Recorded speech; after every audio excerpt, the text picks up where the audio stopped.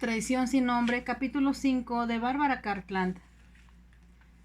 Conforme se acercaba al castillo, Leona sentía aumentar su temor, pero a la vez el alborozo de su corazón la hacía sentir que todo el mundo vibraba de alegría.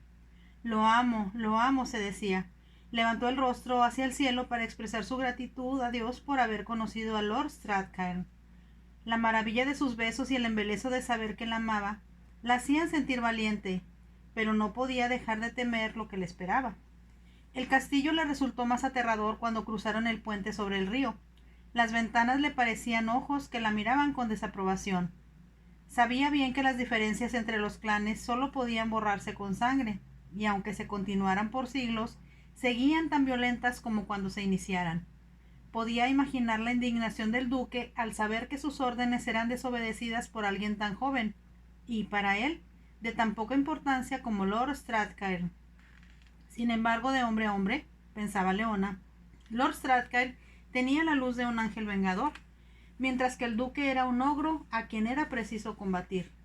El castillo del ogro. Recordó esa descripción mientras bajaba de su cabalgadura. El mayordomo la esperaba y le pareció que le dirigía una mirada condenatoria. Pero su actitud no competía a la servidumbre, y llena de altivez subió por la escalera. Comprendió que ya se sabía en el castillo que había cruzado la división. Sin duda los guardias debieron verlos a ella y al mozo subir la colina y desaparecer frente al promontorio. El rumor se extendería como fuego por el castillo, y tal vez ya lo sabían hasta las chismosas de la aldea de pescadores. ¿Qué puede hacerme el duque? No es mi tutor legal, y como tengo la nacionalidad de mi padre, soy inglesa, pensó. Pero a la vez, su lado escocés le indicaba que había violado las reglas del jefe, que se había erigido como su tutor, al fraternizar con su enemigo. Pero con alivio, al llegar al salón donde la esperaba la hermana del duque, se enteró de que él no había regresado. Estábamos preocupados, querida. Mi hermano no me dijo anoche que también usted se ausentaría. Debo disculparme por mi descortesía, pero es que esperaba regresar a la hora del almuerzo. Bueno, ya está nuevamente aquí, así que no inquietaremos a su señoría. No deseo que se le inquiete, respondió Leona, pero estaba segura de que en cuanto llegara al castillo informarían al duque dónde había estado. Subió a su dormitorio a descansar antes de la cena, pero no pudo dormir. Solo podía pensar en los ojos de Lord Strathcairn fijos en los suyos y en las subyugantes sensaciones que le despertara con sus besos, hasta que ya no le era posible pensar, sino sentir que se encontraba en un cielo especial donde solo existía el amor. Amar es divino, se dijo. Sabía que nada podía evitar que lo amara, y que ambos se pertenecían casi como si estuvieran unidos por el matrimonio. Viviré en ese hermoso y feliz castillo, pensó. Veré el lago, ayudaré a atender y proteger a la gente que vive junto a él, y sabe que su jefe jamás los traicionará. Durante el almuerzo, Lord Strathcairn le había dicho: Leona es un hombre muy bello. Ella se había sonrojado un poco al responder: yo ignoro su nombre. Me llamo Thorkill. Es un nombre antiguo. Muchos de mis antepasados con ese nombre fueron famosos por sus nobles hazañas. Cuénteme algunas, le rogó Leona. Él le contó historias de heroísmo en batalla, de actos de honor de un jefe en representación de todo su clan y de antiguas leyendas que investían el nombre de Thorkill con poderes casi sobrenaturales. Leona escuchó con vehemente interés y sintió que el nombre le quedaba muy bien a su adorado. Thorkill, susurró ella en su interior, y después, con voz alta, como si no pudiera contenerse, exclamó: te quiero, oh, cuánto te amo. Sintió que sus palabras cobraban alas y cruzaban el páramo hasta llegar a él, conducidas por el viento. Tuvo la sensación de que él pensaba también en ella en ese momento, y hasta se sintió segura. El amor me ha vuelto sensitiva, se dijo, y por eso puedo proyectar mi corazón a través del tiempo y el espacio hacia él, y lo entenderá. Le pareció que apenas había transcurrido tiempo, cuando se presentaron con su baño, y comprendió que se acercaba la hora de la cena. Tendría que enfrentarse con el duque, y agradeció que no estarían solos. La hermana de su señoría los acompañaría, aunque tenía la idea de que nadie más. Estaba en lo correcto, ya que una de las razones de que el duque aceptara la invitación de su vecino era que ese día no habría huéspedes en su casa. Por la charla entre el duque y su hermana durante la cena, se enteró de que el último grupo de huéspedes había partido poco después de que ella saliera de la casa por la mañana. Se percató de que en ningún momento se dirigió a ella directamente y observó que se veía molesto incluso antes de entrar en el comedor, pero no le dijo nada y Leona comió en silencio. Ni la gran profusión de candelabros de la mesa parecía poder eliminar las sombras en los rincones de la enorme habitación. El gaitero eligió melodías tristes y cuando concluyó la cena se sentía muy pequeña e insignificante. Tal vez me echará de aquí, pensó. Pero si lo hacía, se iría al castillo Cairn, donde Thorkill la esperaba. Su corazón dio un vuelco ante la idea e irguió la cabeza. Una MacDonald no debía temer a un Macarn, por impositivo que fuera. Pero cuando el duque le dijo que deseaba hablar con ella y su hermana se despidió, Leona advirtió que las manos le temblaban. También sentía en su pecho una rara sensación. La puerta se cerró detrás de la hermana del duque y él permaneció de espaldas a la chimenea, con los ojos fijos en Leona. No le indicó que se sentara y ella, temblorosa, permaneció de pie. Tengo entendido que hoy cabalgó fuera de mi propiedad. Sí, su señoría. No me informó ayer que lo haría. Lo decidí súbitamente, su señoría. ¿Deseaba visitar a Strathclyde? Sí, su señoría. ¿Por qué? Deseaba agradecerle su hospitalidad cuando él... accidente y también charlar con él. ¿Por qué? Es mi amigo, su señoría.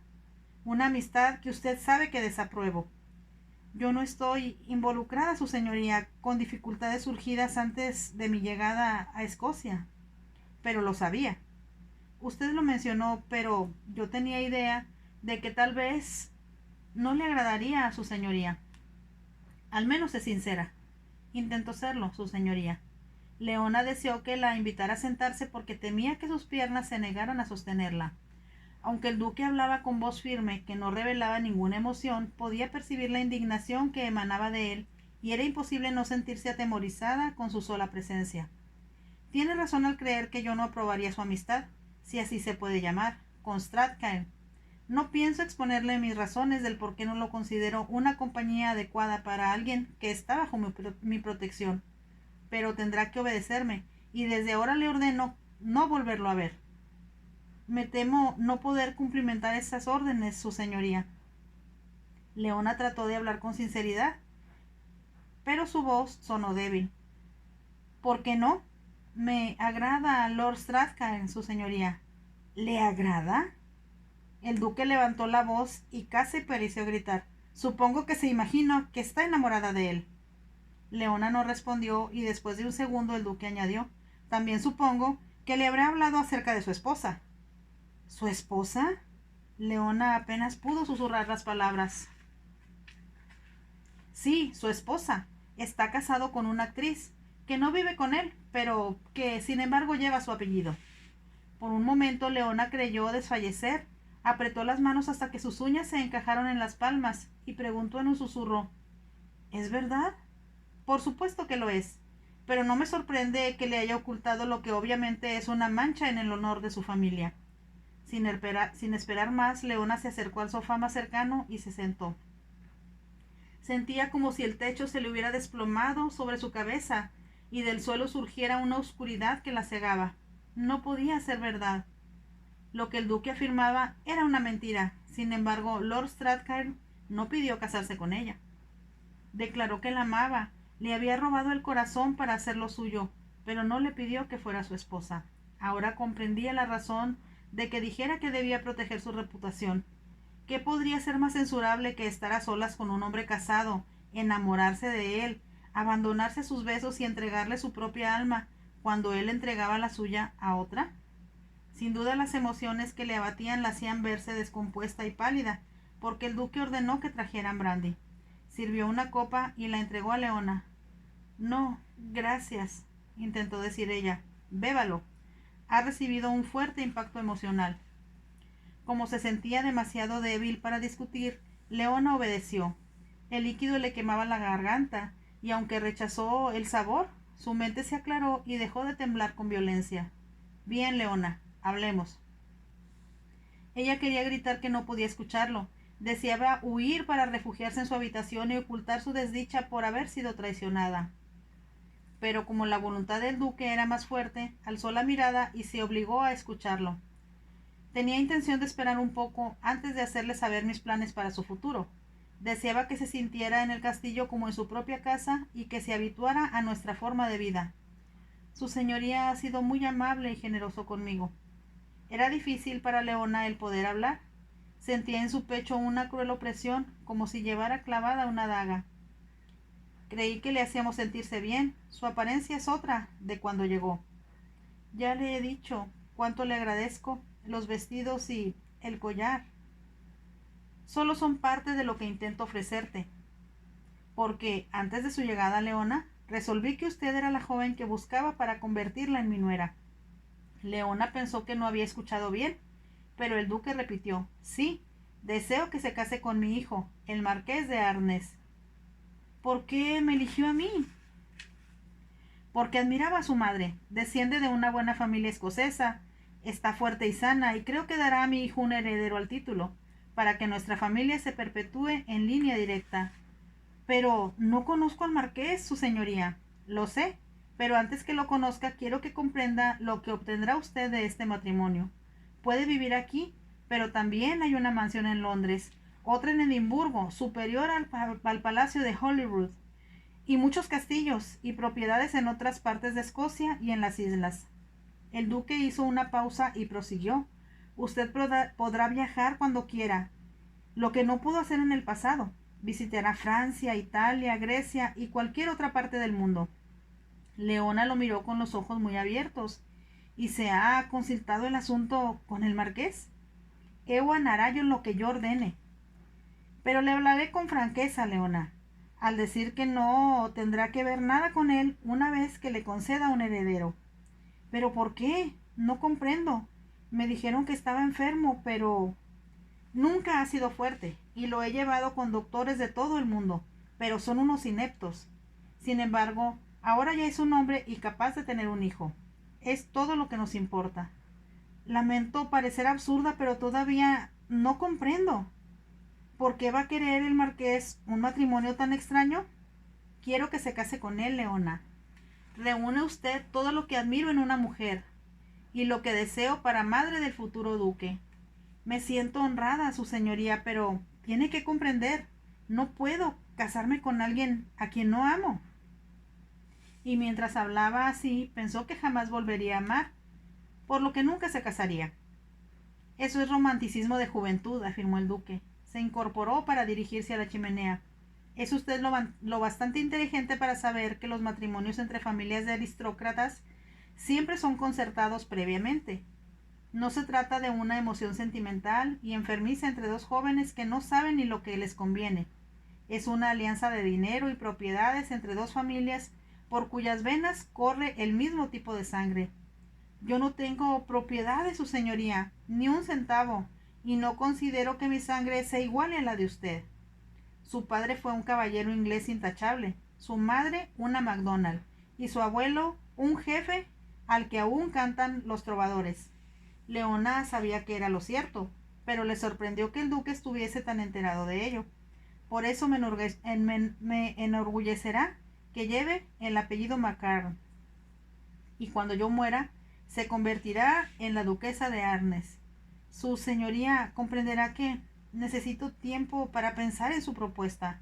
¿Pensarlo? ¿Qué tiene que pensar? Ya su boda está arreglada, Leona, y se llevará a cabo mañana o tal vez al día siguiente. No, no. Leona sintió como si una ola la cubriera. Tenía la intención, como le dije, de aguardar un poco, pero a su acción de hoy precipitó las cosas al punto de que yo no puedo jugar con algo que es de máxima importancia para mí. ¿Cómo voy a casarme tan precipitadamente? Es imposible. Además, hizo una pausa. Estaba a punto de confesar que quería a otro, cuando recordó que jamás volvería a hablar ni a ver a Lord Strathclyde. La había engañado y le robó el corazón con embustes. Te amo, mi bella adorada, había dicho. Te amo desde el primer momento en que te vi. Pero era un hombre casado. No tenía derecho a amar a nadie más que su esposa.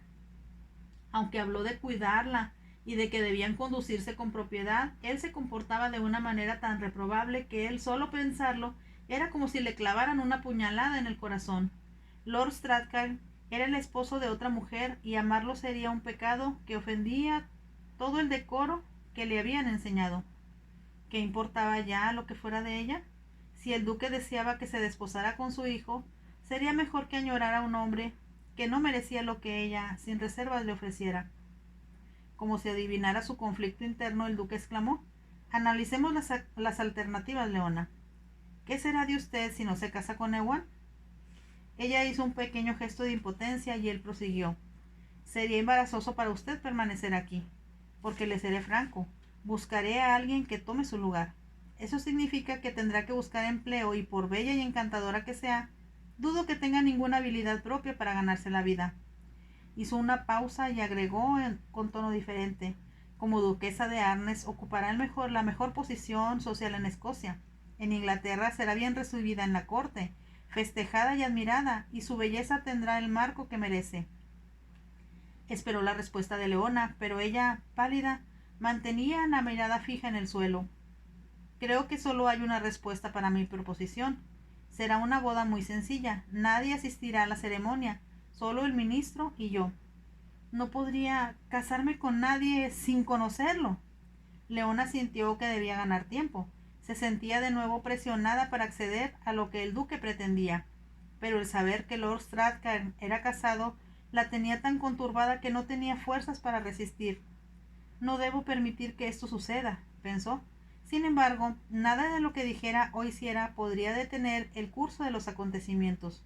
Supongo que deseará conocer a mi hijo. Puedo hacerlo enseguida. Leona se incorporó sorprendida. ¿Se encuentra aquí en el castillo? Sí, tiene años aquí, pero lo mantengo en secreto porque no está bien de salud. Parece imposible, habló el duque con súbita amargura, que yo, que jamás he estado enfermo un solo día, deba llevar la cruz de un hijo tan débil. Por primera vez Leona se percató del sufrimiento del duque y comenzó a comprender lo que significaría para él, tan orgulloso de su familia, tener un hijo que al parecer era un inválido. Como usted sabe, mi hija podría haberme heredado, pero Elspeth murió.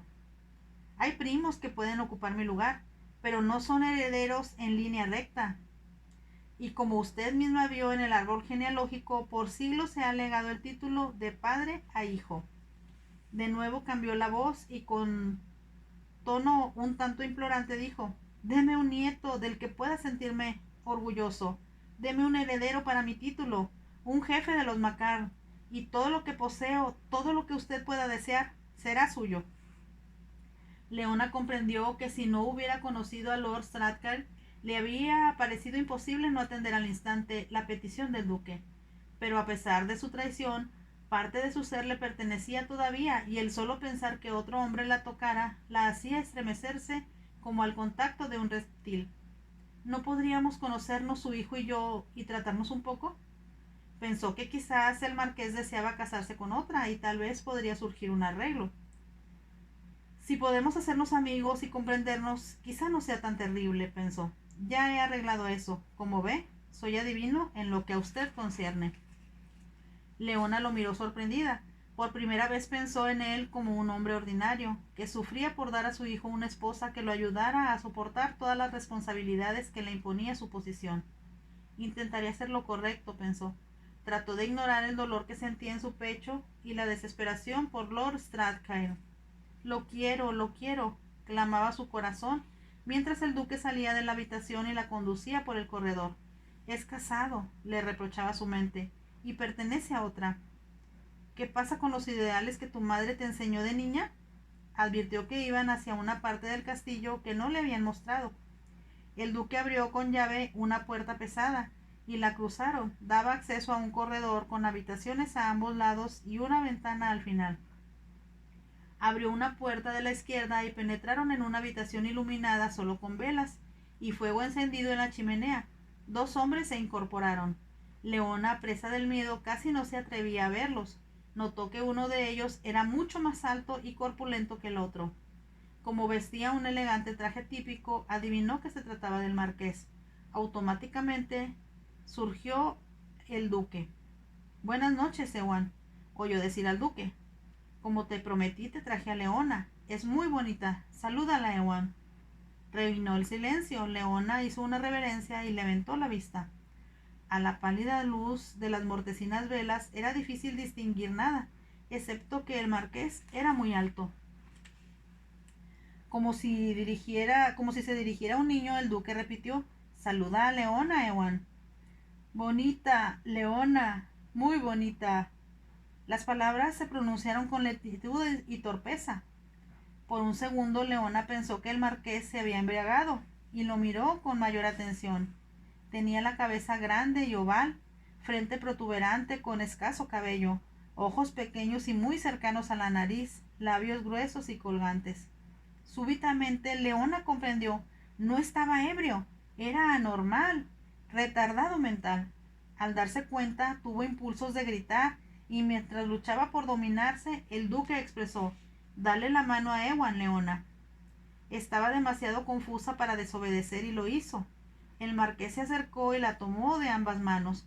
Bonita, Leona, bonita, esposa para Ewan. Su voz tenía un tono de triunfo. Bonita, esposa, Leona. Sus manos estaban calientes y su piel era suave, pero tenían una fuerza que atemorizó a Leona.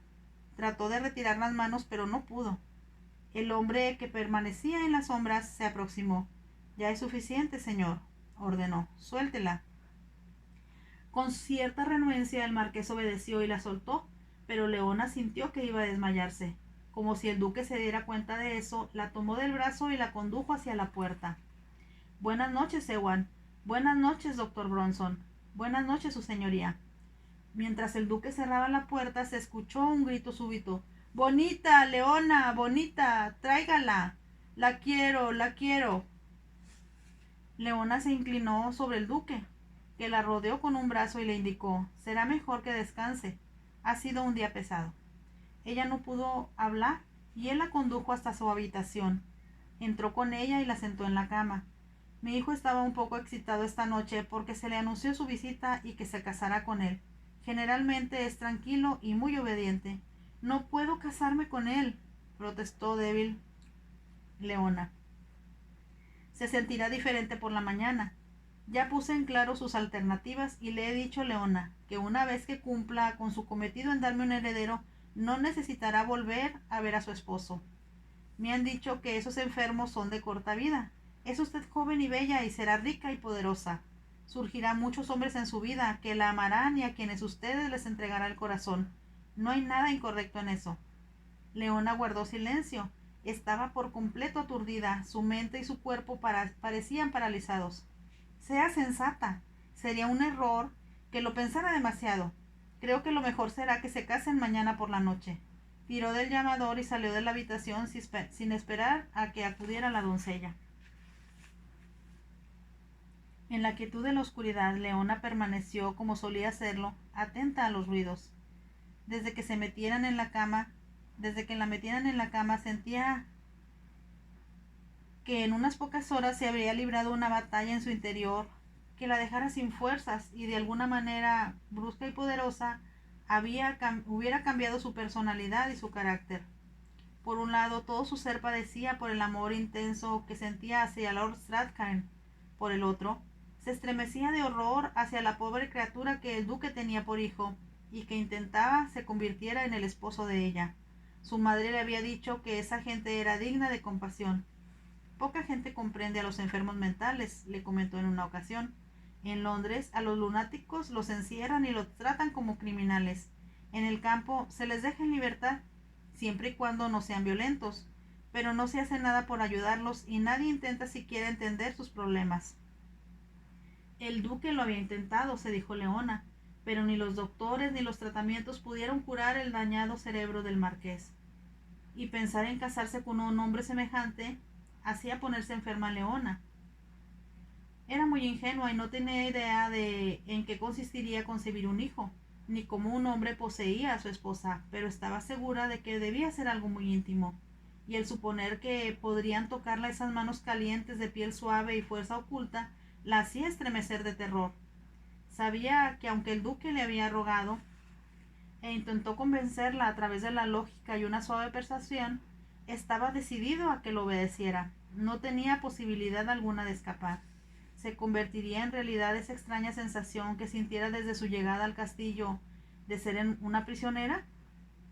Al día siguiente, a pesar de sus enconadas protestas, el duque, inexorable, la arrastraría a la presencia del marqués. Los esperarían el ministro y en un santiamén se convertirían en marido y mujer. ¿Y después qué? Leona no toleraba ni siquiera pensar en ello. La sugerencia que le hiciera el duque para que después de dar a luz al heredero estaría libre para aceptar a un amante, la escandalizaba a un grado superlativo. Mamá, mamá, llamó en la oscuridad, ¿qué voy a hacer? ¿Cómo podré escapar? Sabía que no le permitirían salir a cabalgar con la sola compañía de un sirviente. El día siguiente el duque la mantendría vigilada y se negaría a escuchar cuanto ella tuviera que aducir y que alterara sus planes. No puedo hacerlo, no puedo, repetía. Recordó la voz del marqués pronunciar torpemente su nombre y el grito que se escuchaba cuando salieron de su habitación. A su mente acudió algo que no había recordado durante años. Era muy pequeña, pero se percató de que se hablaba mucho sobre un problema que tenía una muchacha de la aldea, y como su padre, muy indignado, comentó: «Es inconcebible, ese hombre es anormal. Debían encerrarlo y no permitir que merodee por allí y moleste a las jovencitas decentes». «Es tranquilo, querido, excepto en noches de luna llena», comentó su madre. La luna, la excusa para todos los delitos sexuales. Si en realidad afecta a esas bestias que atacan a las jovencitas inocentes, que los encierren». «Es una desgracia», murmuró la madre de Leona. «¿Y qué será de ese pobre bastardo producto del acto de violencia de ese momento lunático?», vociferó su padre. Cuando salió de la habitación dando un portazo, Leona preguntó a su madre: «¿Qué indignó tanto a papá? ¿A qué muchacha hicieron daño?». «No es nada que puedas entender, cariño. Es una de las jóvenes que viene a ayudarnos a cuidar del jardín. Pobre criatura, debo visitarla para darle mi ayuda». Leona recordó con claridad la indignación de su padre y sus palabras del acto de violencia de ese monstruo lunático. Con temor, sus ojos se dirigieron hacia la ventana y vio, como esperaba, un resplandor plateado de lado a lado de las cortinas. El horror la invadió al pensar que el mañana llegaría inexorablemente y tendría que enfrentarse a su nebuloso destino. De pronto escuchó un ruido. Era el que presintiera cada noche, pero ahora allí estaba. Alguien con pasos lentos se acercaba por el corredor. Trató de decirse que sería la señora Mackenzie, pero eran pisadas fuertes que no podían pertenecer a una mujer. Se sentó en la cama, su corazón latía enloquecido y así, con alivio, recordó que había echado el cerrojo a su puerta en cuanto las doncellas se retiraron. Era algo que no había hecho antes, pero esa noche sabía que iba a llorar con amargura por haber perdido al hombre que amaba y no quería que nadie fuese testigo de su desdicha y humillación. Con frecuencia la señora Mackenzie solía regresar por la noche para llevarle una bebida caliente o para atizar el fuego, pero ahora no habría tolerado sus preguntas si la encontraba llorando, así que resolvió correr el cerrojo y eso era un consuelo. Sin embargo, era demasiado tarde para que se tratara de la señora Mackenzie o alguna de las doncellas. Los pasos se detuvieron frente a su puerta, y aunque no podía ver la manija de su puerta, sabía que giraba. Solo se oía su débil sonido. Afuera se escuchó el profundo respirar de un hombre que, ella comprendió, estaba excitado por lo que intentaba hacer.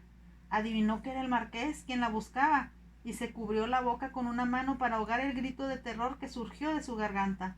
La manija giraba y dejó de ser un movimiento subrepticio. La movían violentamente. Se escuchó un golpe, como si alguien empujara la puerta, pero era resistente y ella pensó que no sería posible que alguien la rompiera con facilidad. Pero ella estaba aterrada, tenía los labios secos y la frente húmeda. La respiración se hizo más agitada. «Leona, bonita, Leona». Leona apretó la mano contra su boca mientras el marqués repetía: «Leona, esposa, Leona, la quiero, la quiero». Ella no podía moverse, ni siquiera respirar, y cuando ya sentía asfixiarse por contener el aliento, Leona escuchó que los pasos se alejaban. Mantuvo el oído atento hasta que le pareció que azotaban una puerta a la distancia, y se dejó caer sobre las almohadas, temblando con violencia ante el horror de lo que pudo haber sucedido. De pronto en su mente surgió una idea. Habría sido un plan deliberado del duque que el marqués fuese esa noche hasta su habitación y la colocara en una posición mediante la cual se había visto obligada a casarse con él, sin importarle si lo deseaba o no.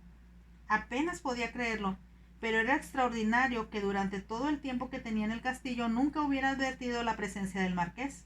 No obstante, esa noche, con la intención de presionarla por medio de un argumento más poderoso que ninguno, había escapado de la vigilancia del doctor y abandonado su escondite secreto para buscarla. Lo había excitado el verla, y también la luna llena que brillaba afuera. Al día siguiente ese monstruo, ese lunático, sería su esposo. Frenética, invadida por un pánico que borraba todo menos la decisión de escapar, saltó de la cama y empezó a vestirse. No requirió de la luz de una vela. Abrió las cortinas y los rayos de la luna iluminaron la habitación. Una luna llena y bella, pensó Leona, que sin embargo era capaz de provocar en una criatura anormal del deseo físico de poseerla.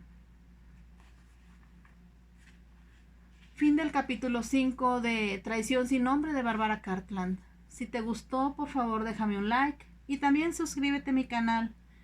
No te cuesta nada y me ayudaría mucho. Gracias.